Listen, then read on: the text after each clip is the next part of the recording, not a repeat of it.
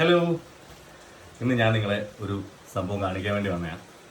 നിങ്ങളിൽ എത്ര പേര് ആശാൻ പള്ളിക്കൂടത്തിൽ പഠിച്ചിട്ടുണ്ടാവും? എന്നോളം പ്രായമുള്ള ഒരു സംഭവം നിങ്ങളെ ഞാൻ കാണിക്കാം. ഇത് കണ്ടിട്ടുള്ളവരും ഇതിൽ പഠിച്ചിട്ടുള്ളവരും ഇതിൽ താഴെ ഒന്ന് കമൻറ്റ് ചെയ്യണേ. ഈ സാധനം നിങ്ങൾ ആരെങ്കിലും കണ്ടിട്ടുണ്ടോ? നിങ്ങൾ ആരെങ്കിലും ഇത് പഠിച്ചിട്ടുണ്ടോ? ഒരുപാട് പേര് പഠിച്ചിട്ടുണ്ടാവും. എനിക്ക് തോന്നുന്നു 90s മുമ്പുള്ള ആൾക്കാരൊക്കെ കുറേ പേര് ഇതിൽ പഠിച്ചിട്ടുണ്ടാവും, എഴുതി പഠിച്ചിട്ടുണ്ടാവും.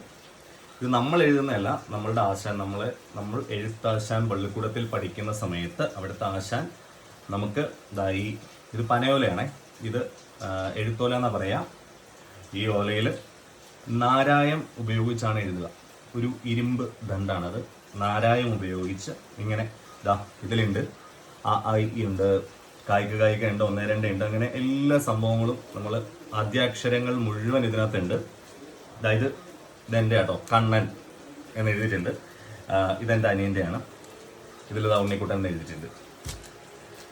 ഇത് ഇനി എങ്ങനെ പോയാലും ഒരു 30-32 വർഷത്തെ പഴക്കമുണ്ട് ഈ എഴുത്തോലയ്ക്ക്. ഈ വള്ളിക്കും ഒക്കെ ആ പഴക്കമുണ്ട്. ഞാനിവിടെ തൊട്ടടുത്ത് തന്നെ കോടിയാട്ടം എന്ന് പറയുന്ന ഒരു ആശാൻ പള്ളിക്കൂടത്തിലാണ് പഠിച്ചത്. ഞാൻ പഠിച്ച ഓലയാണിത്. അതായത് ഇവിടെ ഇങ്ങനെ കെട്ടൊക്കെ ഇട്ടിട്ടാണ് ഞങ്ങൾക്ക്, എൻ്റെ ആശാട്ടിയായിരുന്നു. ആശാട്ടി ഇങ്ങനെ കെട്ടൊക്കെ ഇട്ടിട്ട് നാരായം ഉപയോഗിച്ച് എഴുതിയിട്ട് 4 മണിപ്പൂവ് അല്ലെങ്കിൽ 10 മണിപ്പൂവ്, 4 മണിപ്പൂവ് ഒക്കെ ഉണ്ടല്ലോ, അത് പറിച്ചിട്ട് ഇതിലിങ്ങനെ ഒരയ്ക്കുമ്പോൾ ഈ എഴുതിയതിലേക്ക് അതിൻ്റെ ആ പൂവിൻ്റെ കളർ ഇറങ്ങിയിട്ട് ഈ അക്ഷരങ്ങളെല്ലാം തെളിഞ്ഞ് കാണും.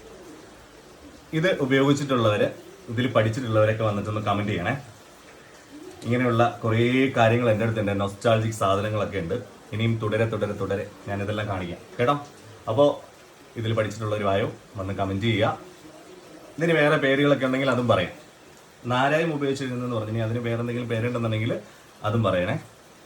അപ്പോൾ ഓക്കെ, വ്യത്യസ്തമായിട്ട് വേറെ കിടിലൻ സാധനങ്ങൾ എൻ്റെ ഉണ്ട്, അതൊക്കെ കൊണ്ട് കാണിക്കാം.